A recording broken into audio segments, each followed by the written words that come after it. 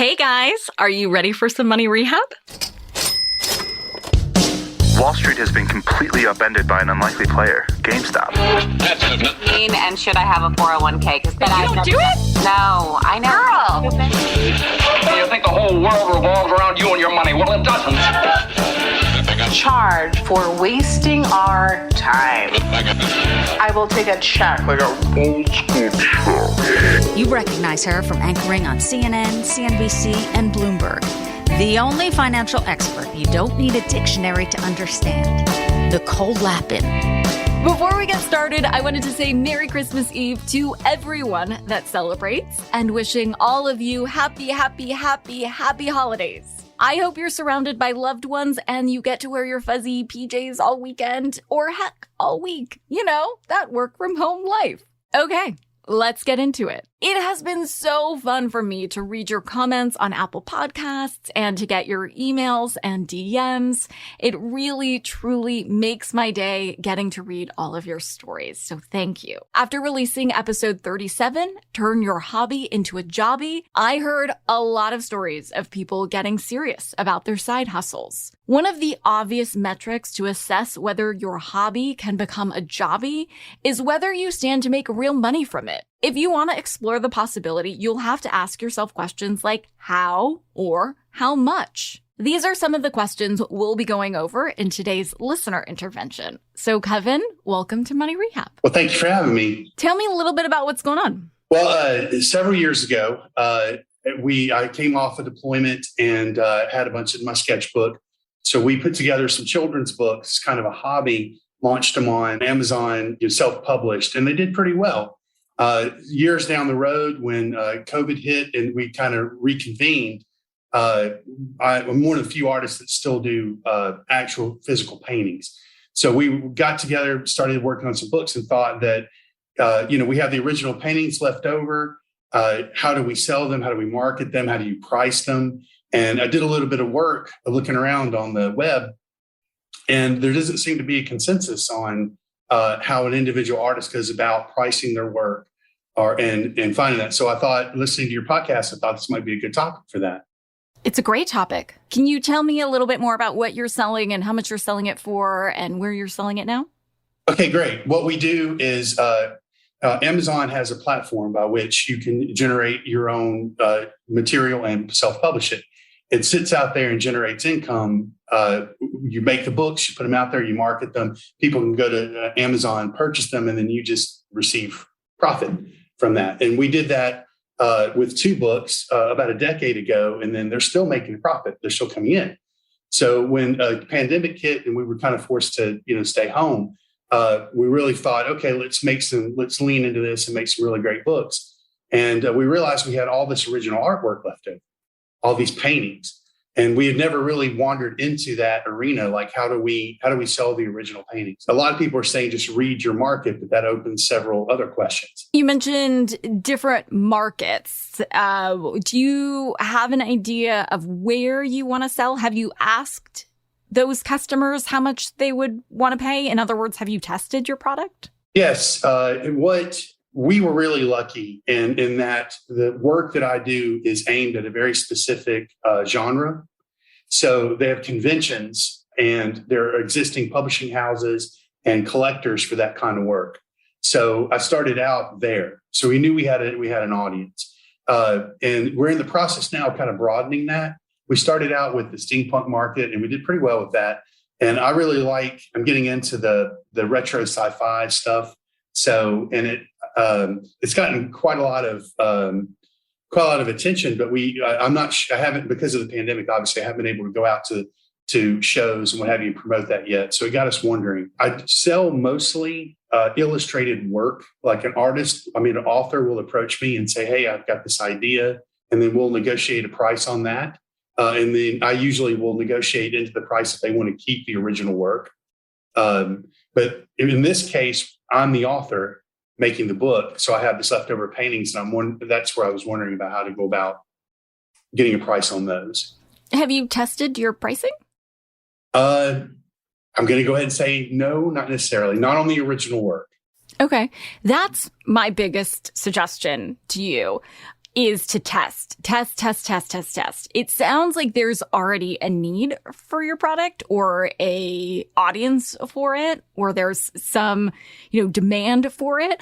Oftentimes when people are starting businesses or side hustles, I suggest to test that first. This is not a new concept. When the two founders of Airbnb started their company actually as a side hustle just to pay rent, fun fact, they didn't just get out of bed and, throw everything behind their idea, thinking that it's the greatest idea in the history of the world, which a lot of entrepreneurs do because it's like their baby. They tested it first. They set up a basic website with pictures of their extra room and images of the air mattresses and, whether or not they could include breakfast or not. And they really analyzed what that traffic looked like before they left their jobs and went into this business in a big way. So I would suggest to test anything you're planning on doing as a side hustle, as a potential business. Ask people if they want that product. You may think that there's a huge demand. You may be right. You may be wrong. And so there are a lot of different ways you can ask people about that. A basic way is do a SurveyMonkey. Anytime I launched another product, I would do SurveyMonkey testing to figure out how much to price it at. I didn't just come out with a price out of my patootie. I asked people what they would pay. No, that's a great idea. So set it up, on SurveyMonkey. It costs a little bit of money. But honestly, the data that I got personally for things that I was launching was invaluable. It was well worth the fee that I paid to set up the survey. It went out to people that were in my target demo. I asked them how much they would pay. Ultimately, interestingly enough, I sort of overrode what I found in some of the data because I was selling, for instance, in the last survey I did, I was selling a financial class. I found, shockingly, that people would actually spend more than I thought, which is high-class problems. I didn't feel personally comfortable pricing a class about money at a higher level because I was teaching people how to make money. But I was totally shocked at the numbers. It was definitely not what I expected to see. So you could be shocked either way. But you just don't know until you do it. Okay, that's great. There are a lot of different ways that you can poll people. SurveyMonkey is just one option. You can obviously use free tools on social media. You can just ask people on your social media, how much would you pay for this? You could send out a little survey through any email list you might have and ask people what they would pay. You could come up with a few different options. You could show them an example and you could say, hey, would you pay $100, $1,000, $1 million for this. And then you'll get a lot of data. You can be creative depending on your product. I talked about this in one of my books where this popular UK beverage company called Innocent Drinks, they tested their product at a music festival. And after people tried their smoothies, they could throw the empty cup in 2 different trash cans. Yes or no. Should I? And the question was, should I give up my job to start this business? And at the end of the festival, the yes bin was overflowing. And that was enough to have them leave their jobs and chase their smoothie dreams. So depending on your business, you don't necessarily have to spend a bunch of money. There are a lot of different tools you can use to spend a lot of money, Nielsen and other things, but you don't have to. Especially if you don't have the money to spend, you can get creative. Hold on to your wallets, boys and girls. Money Rehab will be right back. Now for some more Money Rehab.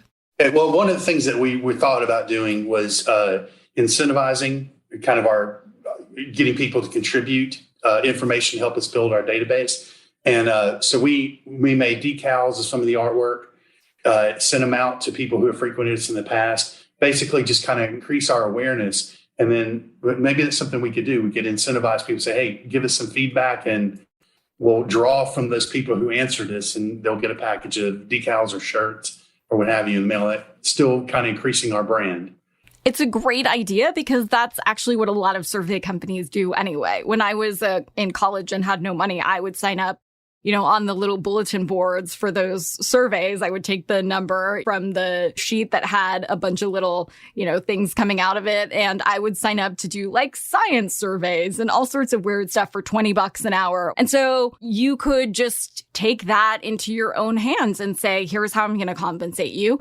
You can ask your friends and family. Oftentimes you're not going to get the most unbiased answer or honest answer from them. So that's why I think finding strangers that are in your demo and compensating them is where you're going to get the best information. And that's what survey companies do. I mean, people don't do this out of the goodness of their hearts. This is not, charity. And so if a survey company is going to pay somebody or give somebody a gift card, there are a lot of sites where, you can sign up and be a person who takes a survey and gets stuff.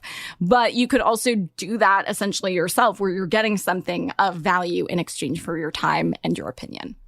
Great. Well, it would seem that the thing to do would be to maybe do this sort of annually, because when you start out marketing artwork in particular, I would think that the market would evolve, and you might want to occasionally test and see if you can charge more or if you're underselling yourself. Absolutely. And, there could be a time where there's no demand. You want to be really honest and, use that information as a place to pivot.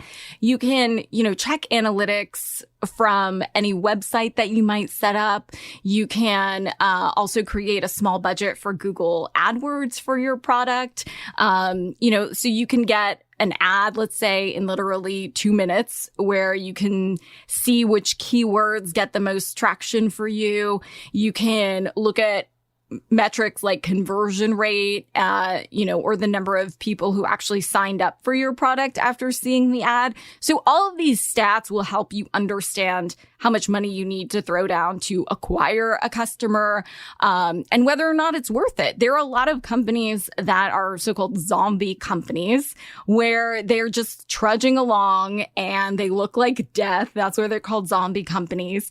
And I think a lot of, those companies would be revived or come back to life if they did some basic testing where they looked at metrics for their most optimal success. So I did a show called Hatched, which was different from Shark Tank, where we heard pitches from entrepreneurs, but they were all consumer products. So we tested them in a retail environment, and we looked at what those surveys were from people who came and interacted with the product before making a final decision, because that consumer feedback is so important. I wouldn't suggest this to anyone who asked me about how to price their consumer product, but have you looked into NFTs?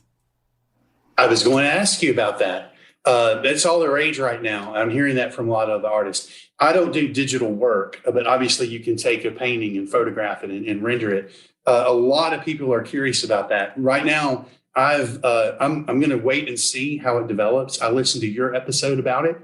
It got me curious. I'm still hanging in there. I think that there's some potential. I think it's going to shake out in a form that's sustainable in a little while. But I would be really interested in the next steps with that, because obviously, if you look through my stuff, I tend to focus on the distinct characters, and that lends itself well to the NFT market, I would think.